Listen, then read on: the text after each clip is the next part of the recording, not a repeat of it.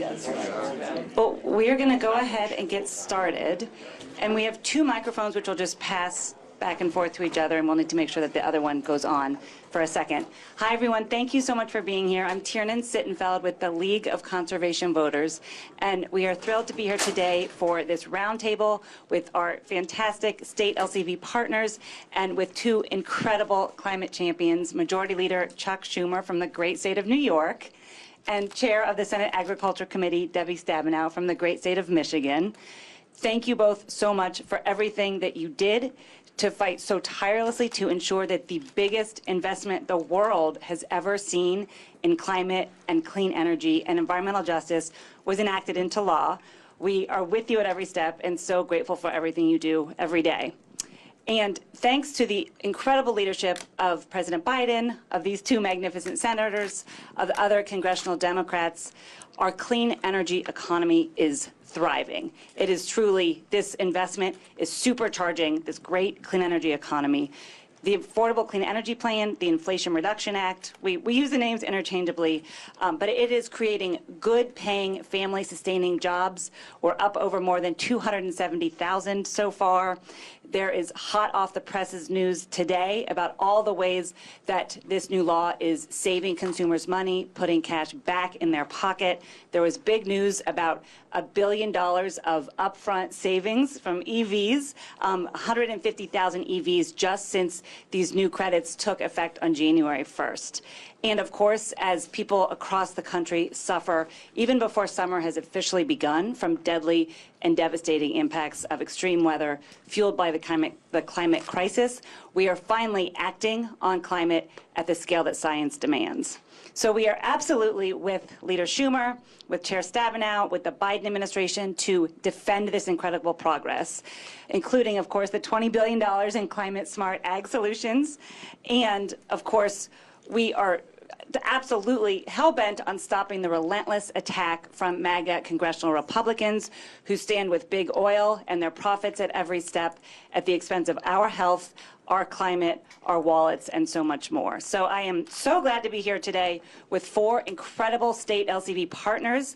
Matt Salton from both New York LCV, also New Jersey, Pennsylvania, and Maryland. He's the federal campaigns manager for all, so he's very busy, as you can imagine. Also with Ethan Petzold, who's the political coordinator for Michigan League of Conservation Voters, with Vania Guevara, who's the advocacy and political director for Chispa, Arizona, and with Kelt Wilska, who's the offshore wind director for the Environmental League of Massachusetts. So first we're going to hear from our magnificent senators, and then we're going to hear from our state directors about all of the incredible work that is happening to connect people with the benefits of the Inflation Reduction Act, the Affordable Clean Energy Plan, all across the country. Senator Schumer. Well, thank you so much, Tiernan, and thank all of you for coming, particularly Matt from New York, but everybody else too. And it's great to be here with one of the great environmental advocates and one of the great legislators of our Senate, Debbie Stabenow. And it's just terrific to be here. You know, it was a long road to get here, but now we're seeing every day it was so much worth it, because in the end, not only did we pass the strongest climate legislation in history, but we're implementing the strongest climate legislation in history all across the country. And energy is getting cleaner and cleaner, whether it's in power or transportation or agriculture. The amount of carbon that's going into the atmosphere is considerably less than it would have been. And we're getting millions of good-paying jobs. And these are jobs with a future. When someone in Staten Island or in Albany is starting to make wind turbines, they know that that job's going to be around for a very long period of time, unlike so many of the other jobs that were around. Now, we passed this bill in August of 2022. Frankly, no one knew we were doing it. Remember, it nearly went downhill. Manchin and I went in a little room down and deep in the Capitol that we didn't even know we had. And everyone said, we were hoping you'd come out. And we did. We did. But boy, oh boy, what an accomplishment. 2 years later, the money is quickly flowing out the door. And of course, we all know that the best of the Inflation Reduction Act is yet to come. When we wrote the IRA, we knew it would lower costs. We knew it would expand the middle class. And now that the projects are starting to get built, Americans are feeling that more and more. And every week, a senator is cutting a ribbon of a new plant that's opening up to build green energy, or going to someone's home and saying your costs are being reduced because your heat pump or your appliances are going to cost a lot less. I mean, there's just so many aspects that this makes Americans' lives better. When we wrote it, we knew it would be good, but it's even better now as we watch the implementation is occurring. And we did it all and reduced the deficit because, frankly, we made the very, very wealthy pay their fair share. So all of this is just a huge benefit. 2 years out, even with all the promise and potential, the IRA surpassed our wildest hopes, and it's having an even bigger impact. I'll tell you a little story. Manchin and I were negotiating this, and we said we'd do tax breaks for wind and solar and hydro, clean energy, of $369 billion. And now it's over $1 trillion. It's been so successful. And Joe was saying to me, you didn't tell me it would be that much. I said, Joe, we were in the room together. You had the ability to ask me for a cap, and I was fearful that you would. But I wasn't going to tell you to do it, and you didn't. So now it's even bigger than we ever thought. There's such investment in clean energy. It's just fabulous. And same with EVs. Well, we now expect clean energy investments, as I said, to reach over $500 billion now, and estimates are over $1 trillion by 2030. We've seen at least $110 billion in clean energy investments since the law was passed, $10 billion in solar, $70 billion in the EV supply chain. And let me just say one other thing here before saying we can't rest on our laurels for the future. This is a seminal issue in the election. Our Republican colleagues say that if they get in office, they will use reconciliation to repeal the IRA. This is no idle threat. This is their obeisance to oil, gas, and coal. It's estimated that 25% of McConnell's super PAC comes from oil, gas, and coal. Somebody estimated that at some point. And so this is very real. This is a major issue. This is a great difference. I wish it were more of a bipartisan issue in the Senate.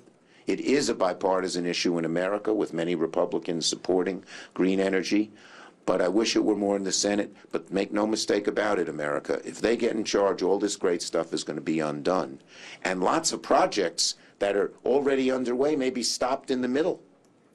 So it would be terrible, terrible. Now, but we're not going to rest on our laurels, because if we stay in charge, which I believe we will, we're going to keep going. You ain't seen nothing yet.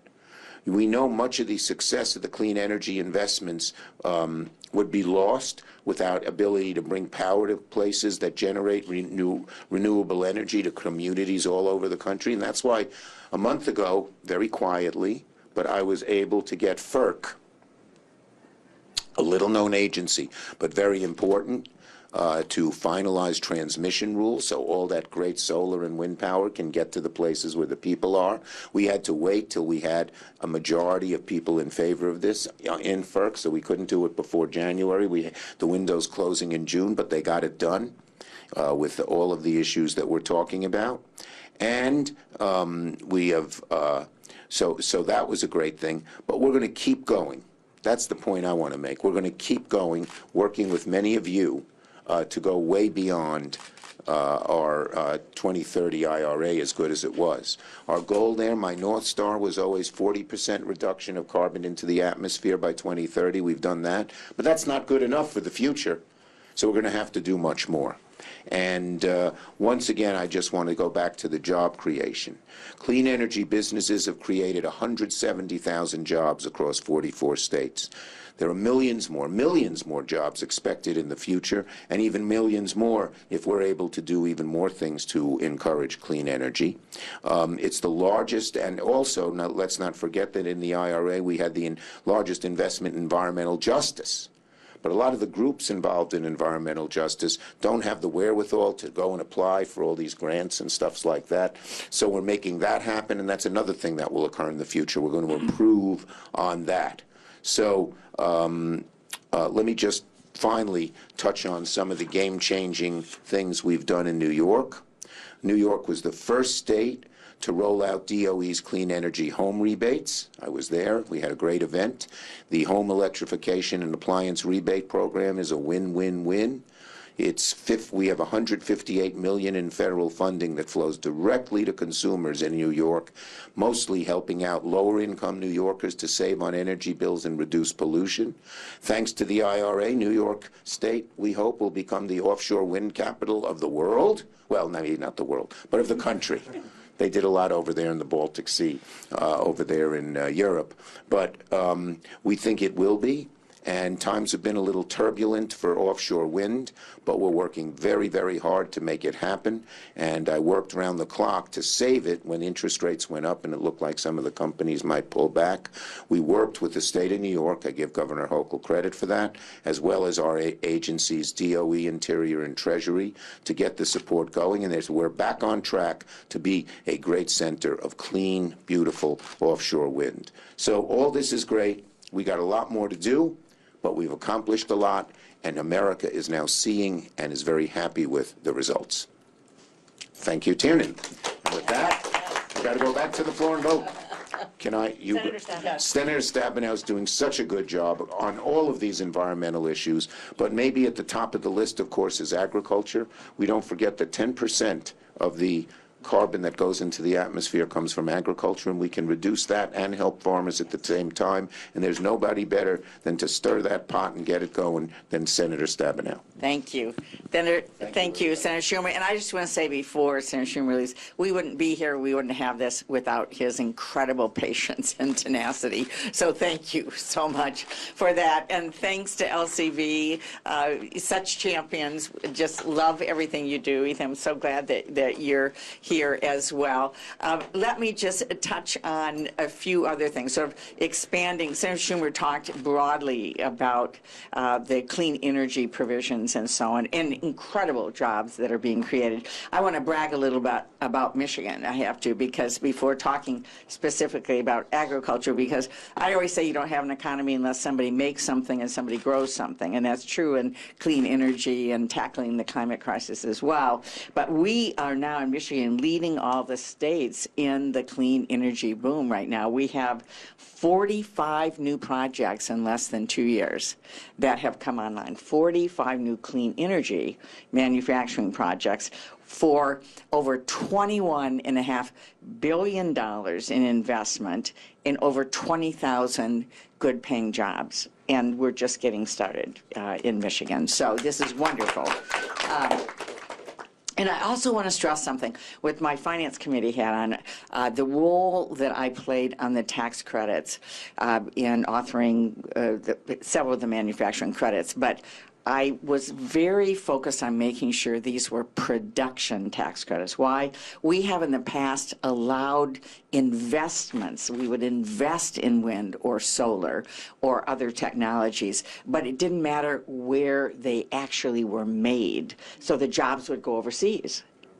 So when you have a production tax credit, it has to be in America. So this was a significant shift that we made, and I went into every meeting saying, production tax credit, production. We want the full benefit of what we are doing here, and that involves making sure they're production tax credits, which these are, which is why you're seeing all of these jobs.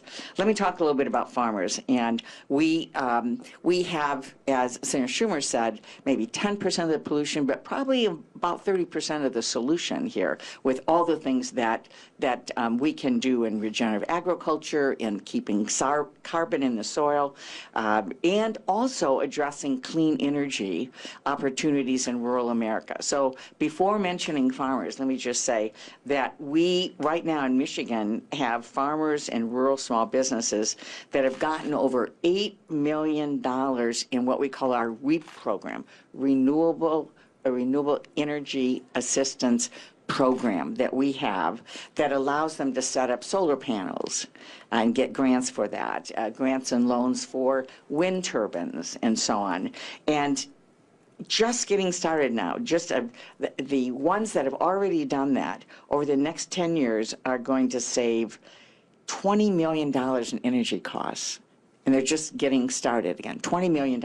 There's one gentleman, and there was just a video I was mentioning that he has done, Adam Schaller, who operates a small die-cast manufacturing facility, Lakeshore facility in Meriden, Michigan. He got a REAP grant to do solar, and he said already he's saving $60,000 a year in power costs. $60,000 a year. This is part of what we invested in rural America, not only for farmers, but for small businesses and others as well. So this is incredibly important. And then one of the most significant things about the rural piece of the bill relates to helping rural electric co-ops transition from many are on coal plants to clean energy. This is a major savings. That is, we haven't even felt the impact yet. The financing has gone out, the work is being done, but right now the largest investment in rural electrification is being done. It's the largest since the New Deal, literally. So this is a huge transition for rural communities to be involved in clean energy and lowering costs for rural families. So this is a big piece of it as well. And then finally, what we are doing in almost $20 billion in investments to support farmers to do things that will, again, will address methane on the farm, will address carbon and nitrogen and other kinds of greenhouse gases that will do what needs to be done in voluntary programs that farmers, by the way, are asking for. We've got, in many cases, twice as many applications from farmers, and some 3 times as many applications from farmers who want these dollars. That helps them manage the farm. They're using less fertilizer.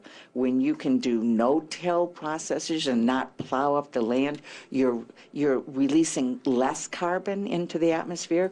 It almost sounds too simple, but it's very, very effective and is something that also is being adopted, frankly, around the world because much of the world is agricultural economies. So let me just close by saying that from a standpoint of moving forward, I mean, we have so much to celebrate. But there's, you know, an alarm out there, which is we know that the MAGA Republicans, we know that Donald Trump would like to repeal all of this. I'm working right now in a situation to do a 5-year farm bill. Well, today, Republicans want to take these monies and put them someplace else. So it is essential that we keep focused in here, and for anybody who doesn't think there's a climate crisis, go outside, get on a plane, you know, just look around at what is happening right now. It seems to me we don't need to have this debate anymore about what is happening in the volatility. It's time to be focused, and that's what we are. We are laser focused on implementing what we have done and then taking the next steps. Because if we don't, our kids and our grandkids are going to be facing a world that none of us want to have. So thank you so much. Thank you so much. We're so grateful for your leadership. And we're going to go back to New York with Matt, and then we'll go back to Michigan again with Ethan. Great. Okay. So we just want to first off thank Leader Schumer for never giving up on this. As he said, he continued to negotiate for it, and he never gave up. He made the transition to an affordable clean energy future possible, not only on behalf of New York LCV, but also on behalf of my generation. I want to thank him for not giving up, and thank you for passing the IRA, making all of these investments possible. As Senator Schumer mentioned, New York was the first in the country to launch these rebate programs. One of the reasons why New York was able to do this first in the nation is that we already had a program through the Energy Authority in New York, NYSERDA, called Empower Plus. And this program essentially is the rebate program, and this is new federal money feeding into it and making it bigger and more expansive across New York State for people to afford these kinds of new technologies. One of the things that we at New York LCV have been trying to do for this has been to get the word out about these kinds of things. Unlike other laws, these don't work unless people actually take advantage of them. People have to go out and buy things and claim it on their taxes with tax credits. They have to apply for grants. They have to now buy things that are eligible for the rebates and then take advantage of those. And so that's why we've been trying to get the word out any way we can about these so people can then go take advantage of them. We've done town halls with 4 members of Congress. We've done town halls with 7 state legislators. We've done 4 op-eds in local papers, and we've tabled at dozens of community events. The other thing we did is took it to the ballot in certain cases. Electric school buses are a massive part of both the bipartisan infrastructure law and now doubling those efforts in the IRA through tax credits and additional grants. And school districts have to actually go and vote on these kinds of things. So we targeted over a dozen school districts, worked directly with 5, to have them pass these at the polls, and they ended up doing that. And so now these additional school districts all across New York and the Hudson Valley and the North Country are going to have electric school buses. We also put together this IRA guide to help folks look through it to see what's eligible for them. We're delighted to report that this is now obsolete because it doesn't have the new rebate information in there, so we're going to have to update it. But again, doing everything we can to get this new information out here. We want to again just finish off by thanking Senator Schumer, Senator Stabenow, and all the other senators and in the House who passed this thing to make this possible.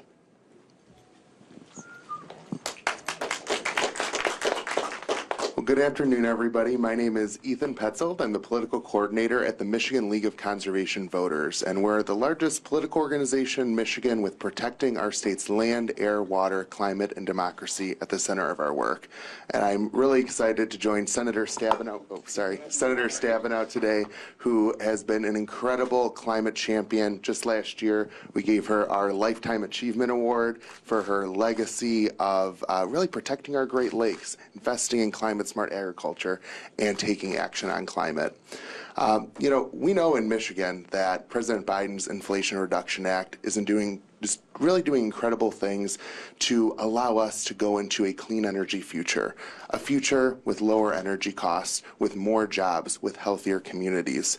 As Senator Stabenow mentioned, billions of dollars are coming into Michigan in things like clean energy jobs, manufacturing jobs, infrastructure to build up this clean energy future. And we're seeing incredible things happen. Just in this past week, at the site of an old coal plant in Trenton, Michigan, it's now grounds being broke to build a battery storage facility. And so we're seeing that in these communities right here, right now. When we think at Michigan LCV about all of the incredible things happening in Michigan and how excited people are for these investments, we wanted to make sure we're taking full advantage of this historic opportunity. So we launched what we call our Energy Savings Now program, which is a large-scale community engagement program to make sure that Michiganders in every corner of our state are able to take full advantage of the home energy efficiency rebates, rooftop solar, EVs, all of the things that they can take advantage of to lower their energy costs and reduce pollution in our air and water. So we've been doing that in a lot of different ways. We've been doing it through digital ads and TV ads on streaming services. We're doing it through community conversations that we're holding in every corner of our state. And we're also partnering with local governments and utilities that have immediate rebates available, canvassing on doors. We're knocking 100,000 doors this summer and talking to residents about what they can do to take advantage of these credits.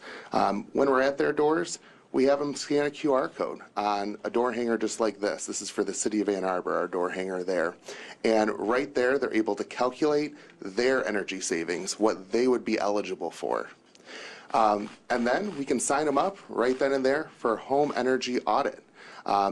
We're seeing in many of these communities that the interest is overwhelming. In the city of Lansing, we've been able to drive so many people into signing up for home energy audits that they're realizing they need to staff up and add more capacity to handle all of the interest in people wanting to take advantage of these tax credits and rebates. So, Michiganders are really realizing that President Biden's Inflation Reduction Act and taking action on climate is a kitchen table issue. It's about lowering costs, it's about creating good-paying Michigan jobs, and it's about creating a healthier, more livable future for future generations. They're noticing it every day, and they're ready to keep it going. Great job. All right. Thank you, Ethan. And now we're going to go to Vanya in Arizona. Yaktitag nahanutugay Vania wanuzuntuga Guevara nahaninamitik tono otom tik Pipash, Phoenix, Arizona.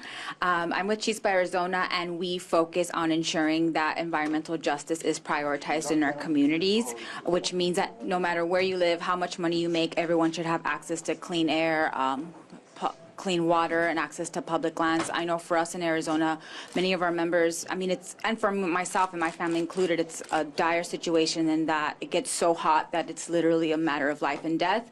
And that's not intended to be like a hyperbolic statement. Our rising temperatures have made our state declare a state of emergency. So having this funding and communicating with our members about the opportunities to have solar for all, to have micro projects that are funded by IRA is, like I said, a matter of life or death. And so with Chispa, Arizona, we've had over 8 workshops, like community listening sessions that are bilingual. So we have many monolingual Spanish speakers. And so making sure that the information is accessible, the opportunities, and the language. There aren't any barriers because the language can be very intimidating, and even for English speakers to understand fully. So kudos to our team for really learning how to break down the language, and to meet community where they're at and ensure that their lived experiences are at the forefront centered, and that we're hearing them out instead of us coming and saying, hey, we have the solution, work with us. What do you want to see more of as a result of this funding? And it's been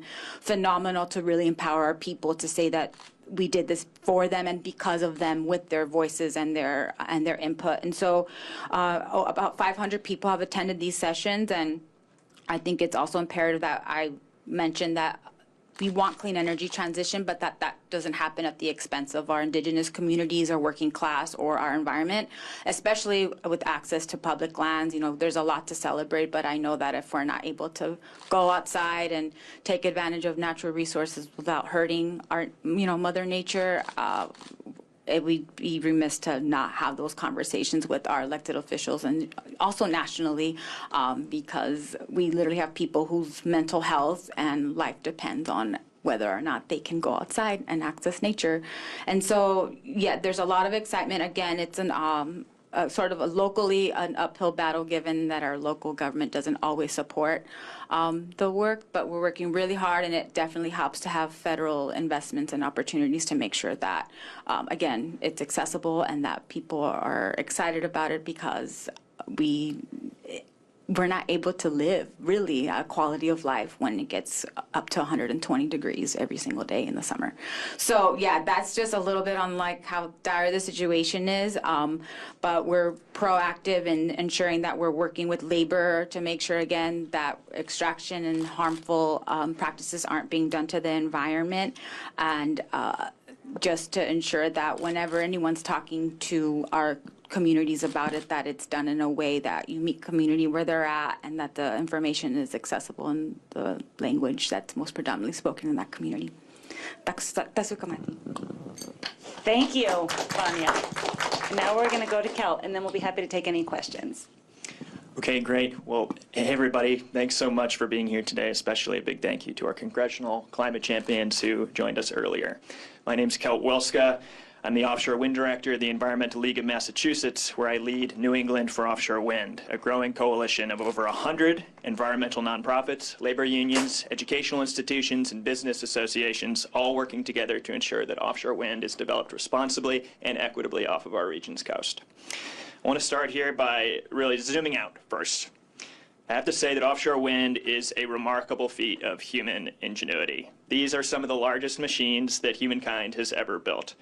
When I'm taking my daily walk in Boston, I see the 750-foot Prudential Center towering above me. The 62 turbines that are going into federal waters at Vineyard Wind 1 off of Martha's Vineyard are 850 feet tall. 62 Prudential Centers, even bigger. One rotation of these things powers a house for an entire day with stable, homegrown, renewable electricity, transitioning our grid off of the volatile market of dirty fossil fuels. Thanks to the work of our congressional champions and the Biden administration, the Inflation Reduction Act has turbocharged the potential of this nascent industry. The initial extension of the production tax credit that Senator Stabenow was talking about, funding for the Atlantic offshore wind transmission study and port infrastructure, and of course further guidance from the IRS on energy community and transmission tax credits have sent very strong signals of market certainty to developers, showing that we mean business and paving the way for successful submissions of bids in the historic collaborative tri-state solicitation of 5.5 gigawatts of offshore wind energy between Massachusetts, Rhode Island, and Connecticut this spring. Our 6-state regional coalition has harnessed this momentum, spurred by the IRA, to continue this important work of advocating for the successful development of these projects. From passing groundbreaking floating offshore wind procurement legislation in Maine, to turning out supporters for critical onshore permitting decisions in Rhode Island, to advocating for a lease sale in the Gulf of Maine this fall, and of course, Massachusetts, bringing together advocates, communities, and decision makers in our state for meaningful conversations on the exciting future of this industry. So because of the work we've done as a coalition, Vineyard Wind is well on its way to completion, with the first successful interconnection happening this January. Revolution Wind off the coast of Rhode Island just put steel in the water, as we like to say, last month. Maine is beginning the permitting process for a state-of-the-art floating offshore wind port on its mid-coast. There's a lot of things going on. Offshore wind is the single largest lever we can pull to reduce carbon emissions and ensure a just energy transition by strengthening the economy, protecting ratepayers, improving public health, and creating family-sustaining union jobs, my favorite part. Our coalition is pulling that lever. So, thanks. Thank you, Kel, and thank you, Vanya, and thank you, Matt and Ethan. We are so grateful for your leadership. I do want to note before we take any questions that they are all here. We're very excited as part of a state LCV fly-in where we have more than 80 of our colleagues across the conservation voter movement meeting with more than 125 members of Congress and their staff. Mostly today, we're doing a number of meetings with the administration as well. And we also, as much as we love the work that you heard about today, that is a big portion, but there's so much more happening, including that LCV and our state partners are knocking on more than 500,000 doors this summer, and we're doing that in places like Michigan and, as you heard, Wisconsin, Pennsylvania, Georgia, Nevada, and Montana, and doing lots more events like the one we just did with Leader Schumer and Chair Stabenow with more than 100 members of Congress across the country in the coming months. So as you can tell, we could not be more excited to help connect people with the benefits of President Biden and congressional Democrats' affordable clean energy plan. So thank you all for coming. We're happy to take any questions if people have any. All right, Emma, did you have a question? Oh, yeah, I can. Yeah, I can do it. I get nervous talking in a microphone. Sorry. I'm Emma Dumaine with E&E News. I have a question where my phone needs to stop talking to me. We have heard a lot of Republicans talking about this dynamic of Republicans and red states and red districts taking IRA money and benefiting from the clean energy boom and the manufacturing, economy that provisions of this bill have wrought. And there have been some suggestions from congressional Republicans saying, oh, we're not going to repeal the IRA clean energy tax credits. And a lot of us oppose that. And, it's not going to happen. Do you, obviously, you take all threats seriously, but are you at all encouraged or heartened sort of in any way to hear that there are Republicans saying that they would fight or oppose efforts to do like a whole-scale repeal of those incentives? Thank you for the question. I can jump in then if others want to speak to this as well. Feel free. So first of all, most congressional Republicans have voted dozens and dozens of times to repeal the Inflation Reduction Act to repeal these clean energy tax credits, even though, as you're noting, most of the benefits, most of the majority of the jobs, the new clean energy projects are actually happening in districts that are currently red or represented by Republicans. I think they're doing that at their political peril, not just the peril of the planet. They know that it is at odds with what their constituents want, which is why I think we're seeing this sort of going back and forth, voting against it, but actually their actions and their votes matter a lot more than their words. And certainly it is incumbent upon us to make sure that people across the country know exactly where their constituents stand. Are they standing with big oil and continuing to pad their profits and double down on the failed energy policies of the past, or are they standing for clean energy and environmental justice and climate solutions that put money back in people's pocket? Does anyone else want to answer that? Okay. Any other questions? We're happy to chat on the side as well. Great. Thank you all so much for joining us today.